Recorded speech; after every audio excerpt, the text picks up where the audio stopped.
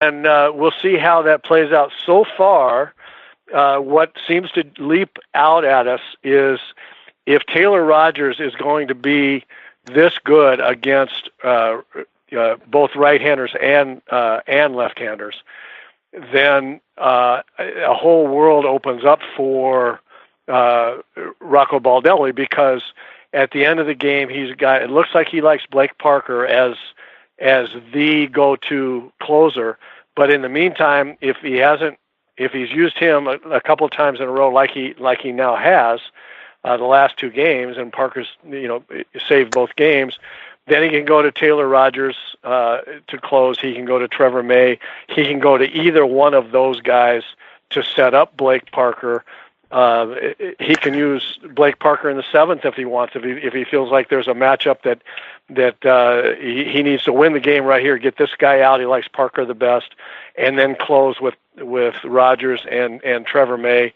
I mean, there are lots of ways you can go when you have three guys that have late inning stuff, and it looks like those three guys do. And getting there is pretty good too with Hildenberger and Mejia and some of those guys. So I think it's going to be interesting to see how it plays out, and I actually think that Taylor Rogers might be the key to it all. Yeah, and really interesting. I mentioned this in one of my preview columns for the season. For all the good young players, all the talented young players they brought up and hoped would become something, and still may become something. It's really interesting that Barrios, Rosario, and Taylor Rogers are probably the most established of those young players.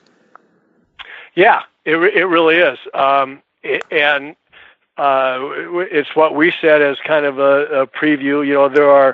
There are things that need to happen from a just be who you are standpoint, and so I'm talking about Rosario continuing to be what he's done the last 2 years, and Cruz to do that, to be who he is, and Barrios to be who he looks like he's going to be.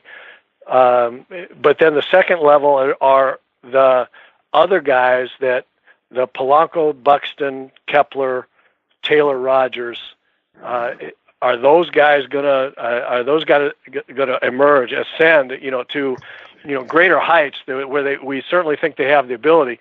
If they do, if the first level happens, the guys that just are the veterans, they do what they do, and those four guys in particular, Polanco, Buxton, Kepler, Taylor Rogers, let's call it, make that big emergence, it's going to be really good this year. Thanks to Tony Hoaglund, your State Farm agent in Champlin, Hoaglund, providing insurance and financial services, works out of Champlin and can work with you anywhere. Hey, Minnesota sports fans. This is your local State Farm agent, Tony Hoaglund. I need you all to ask yourselves this question. If you're in an at-fault car accident and you are sued for $700,000, how much of that $700,000 will my current insurance company pay? If you are unsure or can't answer all $700,000, you need to give us a call. State Farm has been number one in car insurance since World War II and number one in homeowners insurance since 1964. For a no-obligation review of your current policies, call us at 763-421-4900 or check out our website at www.champlininsurance.com. All right, a few more topics I want to get to, Roy. We're going to keep this show tight. Rosario's base running, the Red Sox, and Bryce Harper. To start with Rosario, I just love watching this guy play. I love the fact that he could have just cruised in the third while running on a bloop single left center, and he looks over his right shoulder, sees for himself that the body language of the left fielder and the shortstop was like, okay, blase, and he says, I can score on this. And he not only scores, he scores easily.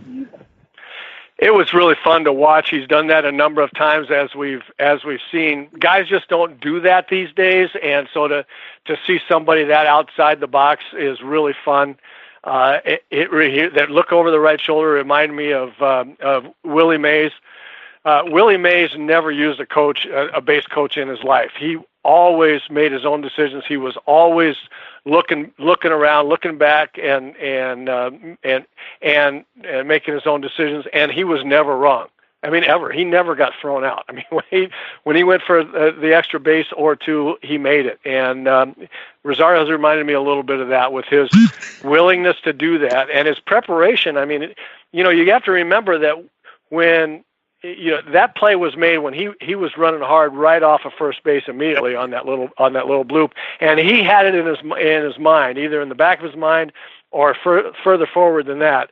We're just going to wait and see what happens, because who says I can't score from here? And of course he was running on the pitch, and so that got him started. But you're right, he didn't cruise into third. He had every intention. When he realized where he was when the ball was contacted, where he was, as close as he was to second base, he had it in his mind right there before he ever hit second and turned for third. So that's awfully fun. The speed aside, just the best technical base runners I think I ever covered on a daily basis were Puckett, Molitor, and Maurer, with Molitor being the best of them because he could really steal a lot of bases as well as take the extra base. I think I've told you before, I was covering a late season Twins game, like 98 or something. The game meant nothing. The Orioles are in the race, so it meant something. The Orioles didn't mean much to the Twins. And, 0-0 late in the game, might have been the top of the eighth or top of the ninth. A pitch ticks off the bottom of the catcher's mitt to the Orioles. Molitor's on third base, and Molitor immediately takes off and scores without a play, because he just immediately, first of all, he was prepared to go. Like you talked about Rosario, you have to be ready. You can't just decide then. And then he scored because he realized that by the time the catcher looked around and located that the ball was actually between his feet, he could beat it. And that I love that part of the game.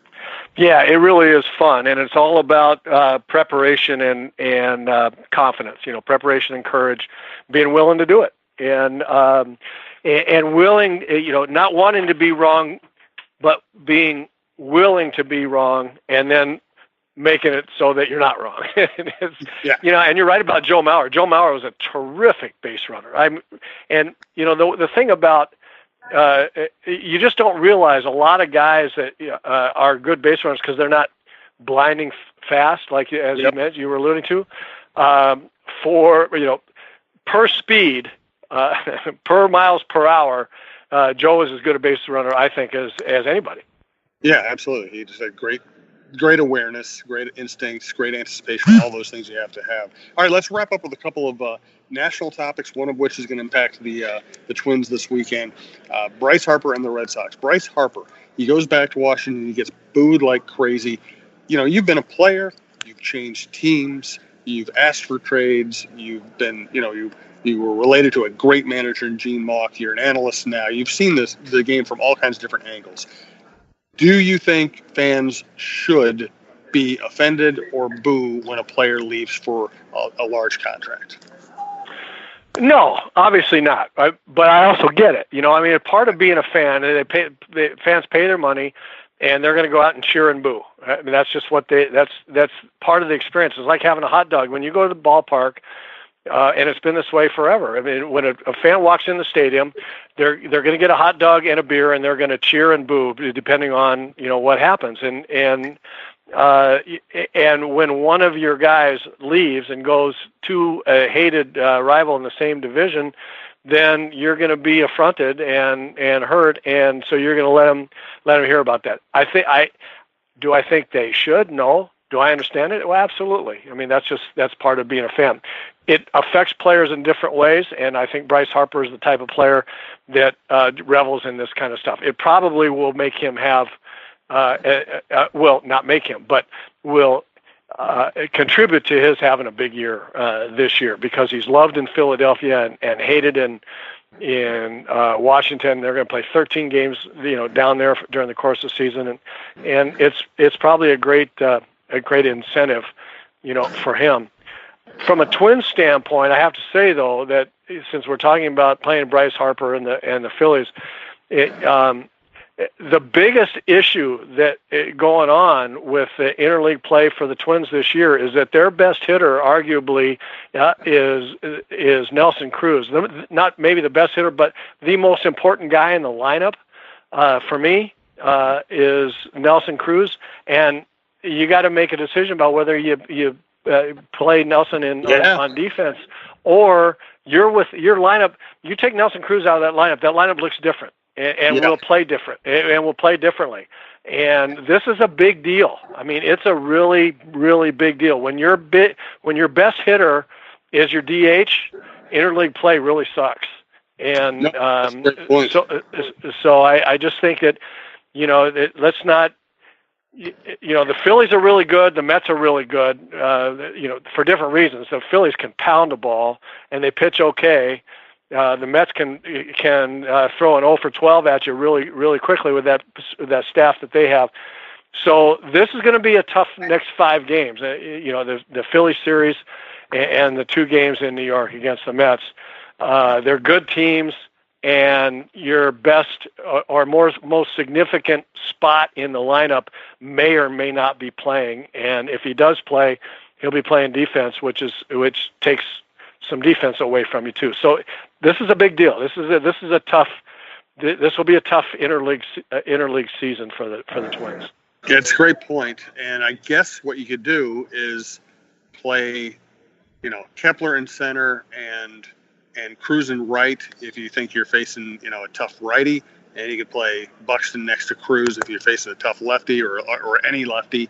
I guess you could do it that way. I mean, you're right. I mean, as important as Buxton and Kepler are, you just can't, especially with Sano out, you can't not have Cruz in the lineup. Having that big bat hitting third or fourth, and I love the fact that he's hitting third and Rosario's hitting fourth.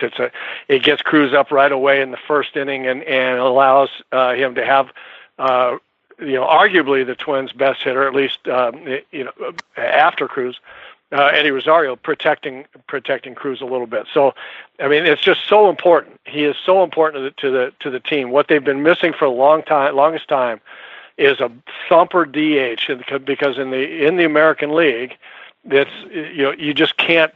I don't think you can compete with all the good teams because their DHs are all thumpers, and if you don't have big offense out of your DH, you're behind. They address that.